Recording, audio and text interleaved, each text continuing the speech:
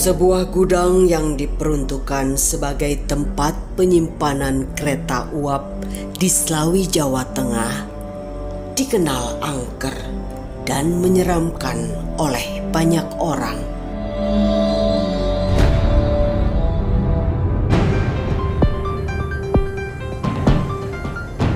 Kabar tentang keangkeran tempat ini terdengar oleh tim Zona Angker, hingga akhirnya kami pun mencari info lebih dalam lagi mengenai lokasi gudang kereta yang hingga kini masih beroperasi.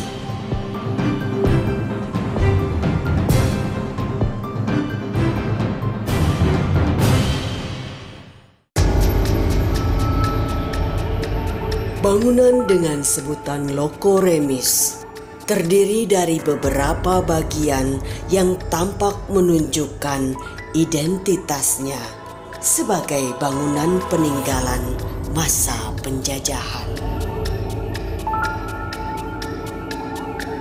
Terdapat ruangan yang digunakan sebagai titik awal keberangkatan kereta barang hingga bagian belakang yang dimanfaatkan sebagai gudang. Dengan dihiasi beberapa bangkai kereta yang memiliki kenangan memilukan. Aura gaib terasa kental menyelimuti bangunan yang masih dipenuhi aktivitas manusia. Namun, kerap kali diganggu oleh makhluk astral.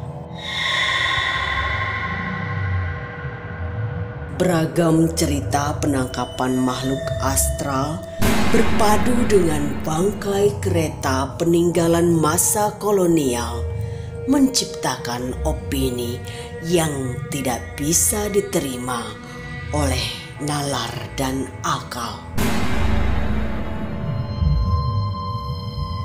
Kami sudah atau pernah melihat sosok orang yang cantik sekali. Dan ada lagi sosok kakek-kakek yang bawa anjing.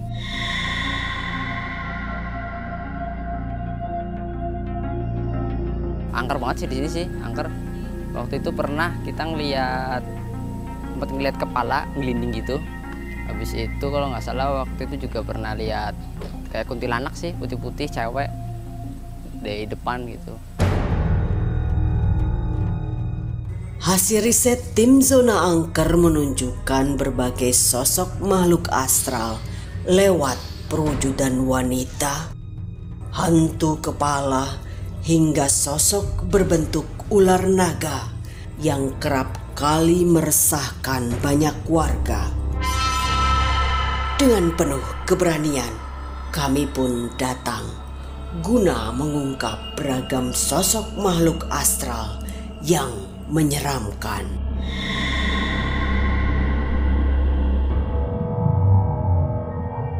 Ya Bapak, kemarin tim survei sudah datang ke sini untuk mengecek lokasinya. Dan kebetulan sudah menemui Pak Elang juga katanya ya. Dan saya datang ke sini pengen tahu lebih detailnya Pak tentang lokasi ini. Ini tuh sebenarnya dulunya tempat apa Pak? Oh, ini tuh tempat stasiun remise, Loko Remise yang untuk angkut tebu itu loh. Dan memang di sini tinggalan dari zaman Belanda dulu yang dibikin dari tahun 1832. Itu sangat lama sekali, Pak. Cukup lama sekali ya Pak ya. Berarti memang ini juga bangunan peninggalan zaman Belanda ya. Zaman Belanda. Bapak pernah ada pengalaman nggak? Pengalaman hal mistis di luar nalar Pak? Ada juga sih. Nanti kalau kita masuk ke dalam di sebelah sini biasanya ada itu kepala saja tanpa tubuh. Nanti juga di sebelah sana ada yang tinggi besar. Kalau pojokan sana juga ada biasanya cewek bawa anak. Itu pojok sebelah sana tapi. Berarti yang ngalamin banyak sekali apa ya? Banyak sekali. Lihat, merasakan. Kalau gitu boleh nggak Pak saya lihat-lihat ke sana? Monggo silakan. Ya, sama Bapak ya. Ya, monggo.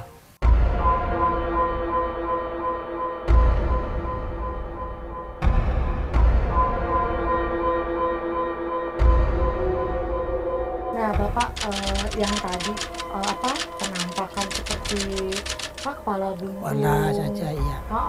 Terus perempuan itu di sebelah mana? Ini kan kita udah di bagian iya. dalam, Pak. Kalau kepala biasanya di sini, jalan sini. Gelundung ke sana. Kalau cewek yang nanti sana dengan anak kecil ada di pojokan sana. Nah, kalau cewek wujudnya itu wujud manusia biasa. Orang kita ya. Orang kita. Tapi sering muncul. Sering ya, muncul kalau habis maghrib itu terutama.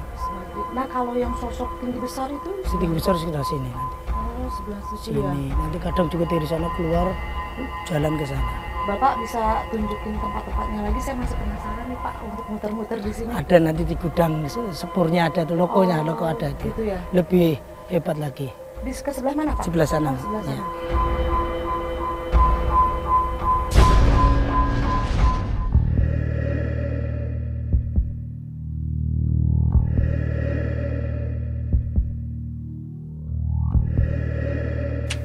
Kalau saya lihat masih banyak lokomotifnya ya Pak ya? Masih ada yang diservis, ada yang tidak terpakai. Apalagi yang sudah uap, katakanlah kereta uap itu sudah lama tidak dipakai. Nah Bapak, kalau di sini pernah terjadi apa saja Pak? Ya kalau sini banyak sekali sih hal-hal mistis di sini. Yang loko nomor 8 itu ada dari cerobong depannya itu keluar naga. Ada juga naga iya. Sampai sekarang sering banyak yang orang lihat di situ. Masih berarti ular naga. Ular naga. Pak, kalau saya rasakan ya di antara tadi sama gudang ini, di sana juga memang saya merasakan hawa-hawa yang memang Beda. sudah berasa Iya, beda. iya. Tapi di sini lebih kenceng lagi kalau Iya. saya rasakan lebih kuat lagi.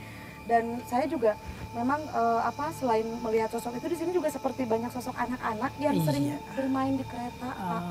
Iya, iya. Nah, Pak, saya tuh lihat anak-anak yang bermain tuh di sini nih, Pak. Di antara sini kayak kereta-kereta iya, tua gitu ya. Betul. Iya, Mereka iya. tuh kayak ngegandul-gandul di iya, kereta. iya, iya. Bisa jadi fenomena suara itu kan kalau anak-anak memang Iya, hobinya iya, main ya, main, Pak ya. iya.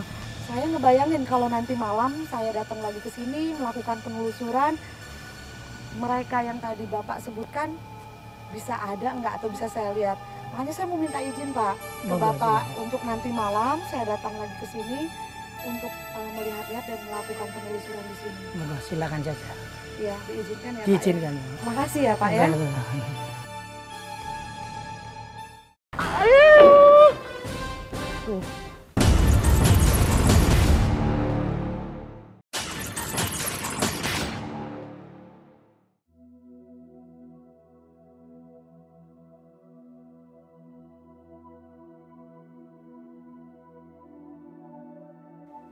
Sekarang sudah larut malam dan saya akan melakukan penelusuran yang tadi siang sudah saya telusuri dan saya berharap bertemu dengan sosok-sosok yang memang sering menampakkan dirinya terhadap warga-warga di sekitar sini.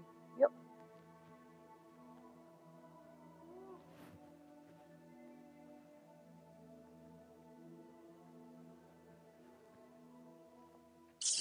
Sore hari saya melakukan penelusuran, auranya memang sudah ada. Tapi tetap aura antara siang dan malam akan berbeda. Ketika malam hari, auranya makin kencang karena sosok-sosok makhluk gaib pun yang ada di situ sudah mulai berinteraksi. Tadi ada sedikit saya mendengar suara seperti duk duk. Jadi penasaran. Permisi.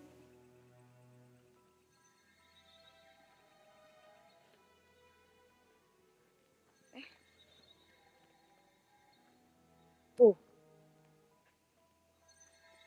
Ada suara seperti ngegelinding tapi besar hanya 2-3 kali.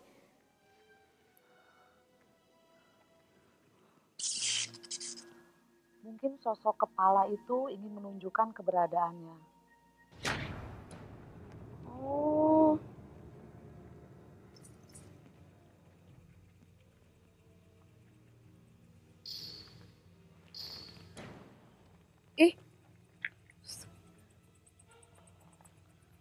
Nah, Won, Won.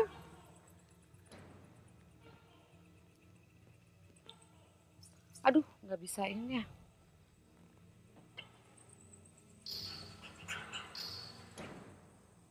Bu, permisi.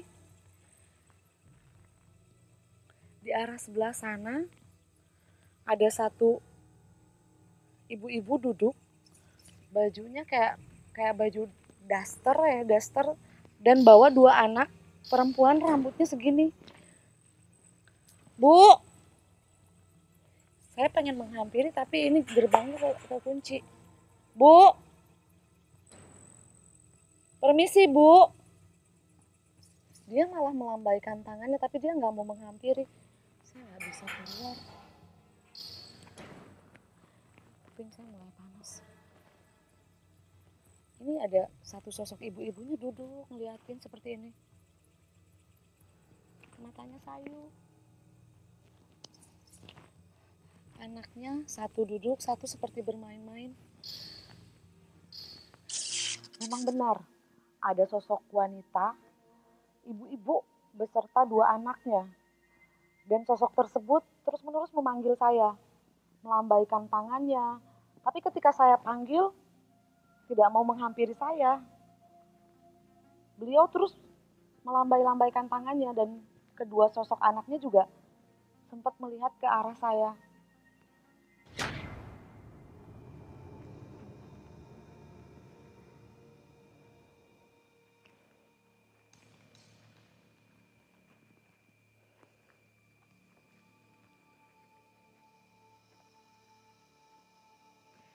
Saya melihat di lorong itu seperti nembus ke dimensi alam gaib. Pintunya terbuka sih. Ada suara seperti suara anak-anak juga.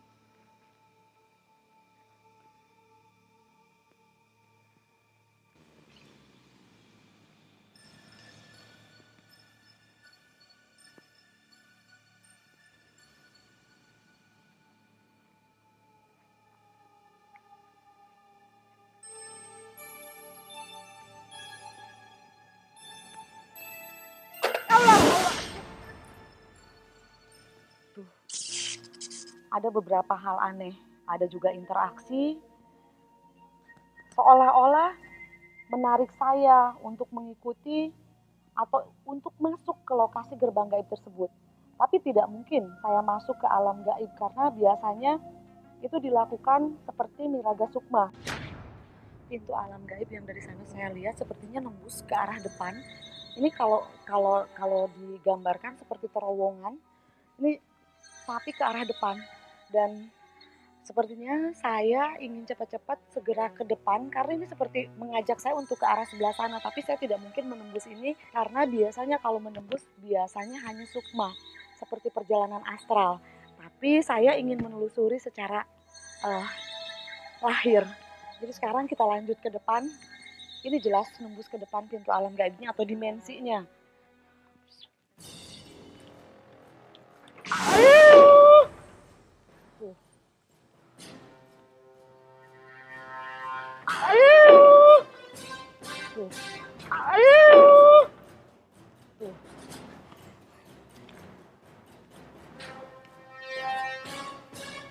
Dari arah sebelah sini tiba-tiba terjatuh dan intinya menunjukkan saya, mengajak saya, menarik saya untuk ke bagian depan. Kita ke gudang sekarang.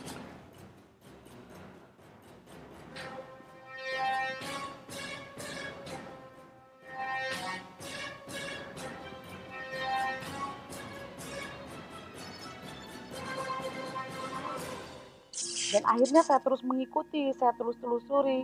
Meskipun sebenarnya letaknya itu berputar. Sampailah ternyata gerbang tersebut sampai kepada gudang di bagian depan.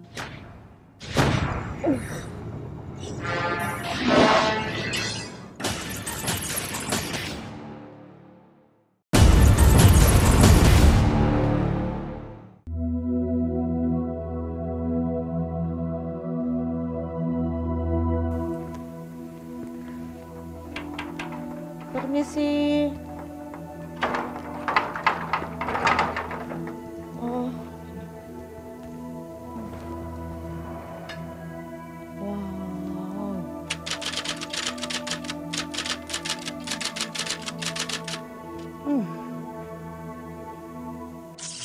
Awal saya masuk, saya langsung tertarik ke arah kereta nomor 8. Karena saya sempat mendengar bahwa di kereta tersebut ada sosok naga yang memang sering menampakkan wujudnya. Ada cahaya, hawa panas, ini ada ular naga yang melingkar. Besarnya sebesar lokomotif ini aja. Tapi saya harus persiapkan mental saya dulu untuk menghampirinya karena naganya bertaring. Mungkin ini sosok ular naga yang disebutkan oleh narasumber tadi siang. Matanya merah.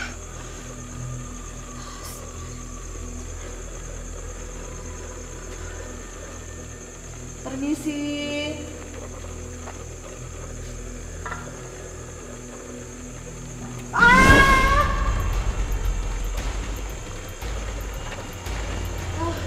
Ada cahaya melebat di sini dan di sini tepat kepala ular tersebut. Sosok naga tersebut dari dimensi dia atau dari dimensi gaib turun ke dimensi kita. Sebelum memperlihatkan wujudnya, biasanya ada fenomena-fenomena seperti cahaya ataupun seperti bercikan api. Karena naga itu identik dengan perwujudan api. Saya sedang berkomunikasi dengan sosok ular naga ini. Meskipun kepalanya di sana karena ini adalah sosok gaib. Dan sosok ular naga ini memang berasal dari lokasi di mana tempat tadi adanya pintu gaib. Jadi sosok ini adalah penjaga di pabrik ini. Sesudah dibangun pabrik ini, dibukalah pintu dimensi gaib dan adanya sosok ular naga ini. Dan sosok ini tidak akan pergi menurut beliau sampai kapanpun, bisa dibilang umurnya sudah ratusan tahun. Ini sosok silumannya, tapi bisa dibilang tidak jahat karena hanya berinteraksi, berbata merah, ada kumisnya, matanya merah, memang sosoknya wujudnya seperti itu. Dan tadi di arah sebelah sana, saya seperti mendengar suara perempuan. Seperti itu suaranya kurang lebih dari arah sebelah sana.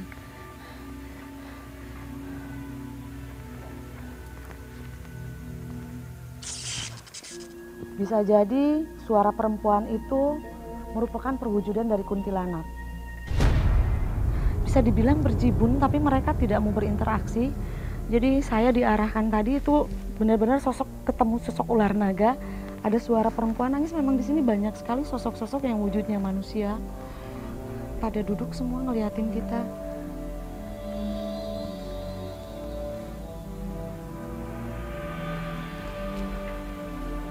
Bau ya?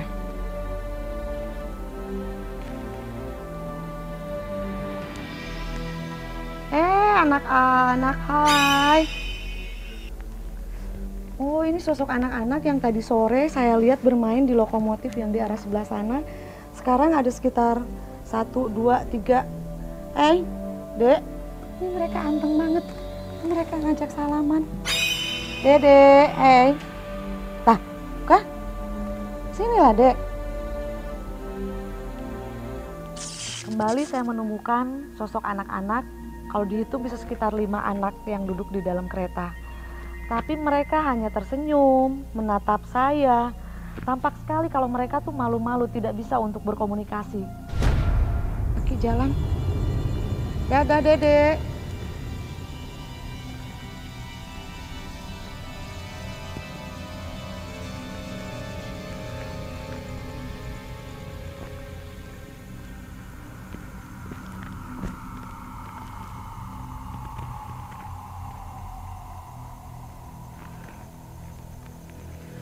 Hawa mulai panas, energi di sini mulai saya rasakan tidak nyaman, dan apalagi tadi saya sempat melihat seperti cahaya api di arah tempat ada ular naga, karena memang biasanya ular naga itu mentransferkan atau memanifestasikan seperti api, asam atau energi yang panas.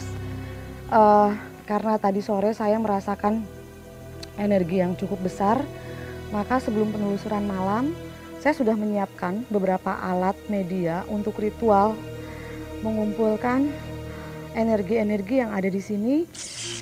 Tujuan dari ritual saya hanya ingin membuktikan bahwa memang benar adanya bahwa kekuatan energi-energi yang ada di sini memang cukup kuat. Saya menuju ke arah tengah dari ruangan gudang ini karena saya berniat mengumpulkan energi yang berasal dari sudut kiri, kanan, depan, belakang. Dan saya melakukan ritual pengumpulan energinya di tengah-tengah gudang. Dan saya memakai beberapa media seperti kain putih, ada juga bunga, dan juga sebuah keris. Kenapa saya memakai media keris? Karena keris itu merupakan sebuah benda pusaka. Dan tanpa diisi energi pun, biasanya keris itu sudah mengandung energi-energi dari masa lampau. Dan saya akan mulai melakukan penarikan energi. Khususnya saya sangat tertarik dengan sosok ular naga yang ada di arah sebelah sana. Karena energinya cukup besar dan sosok tersebutlah yang menuntun saya dari arah belakang, membukakan dimensi alam gaibnya, pintu gaibnya, sampai saya ke gudang ini dengan memperlihatkan cahaya yang cukup terang, bahkan tadi ada sekelebatan api.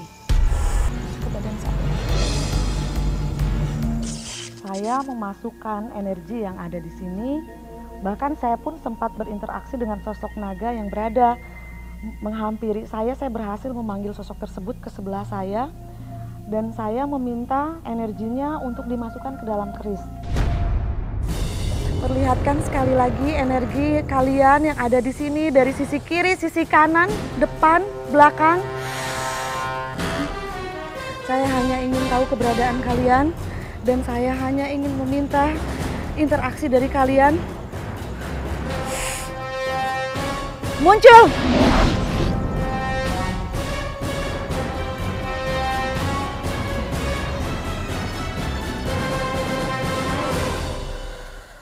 Dan terbukti bisa, meskipun tipis, ada pergerakan atau ada interaksi.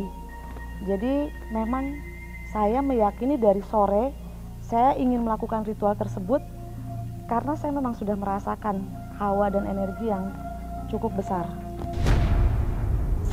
Saya sudahi penelusuran di lokasi ini, sudah bisa saya rasakan banyak sekali interaksi dan energi yang ada di sini sangat menguras tenaga saya. Bisa dilihat keringat saya bercucuran dan badan saya juga mulai kelayangan. Jadi saya sudahi penelusurannya. Dari awal penelusuran saya sudah mendapatkan banyak sekali fenomena-fenomena yang saya rasakan. Bahkan saya bertemu dengan sosok-sosok yang disebutkan oleh narasumber tersebut. Dan yang bikin kejutan untuk saya menemui sosok naga yang memang sosok tersebut berinteraksi dengan saya. Sosoknya berinteraksi, saya rasakan sisiknya, bahkan sempat berkomunikasi. Dan selain itu juga masih banyak lagi sosok-sosok yang saya temui. Jadi tempat ini layak dikatakan zona angker.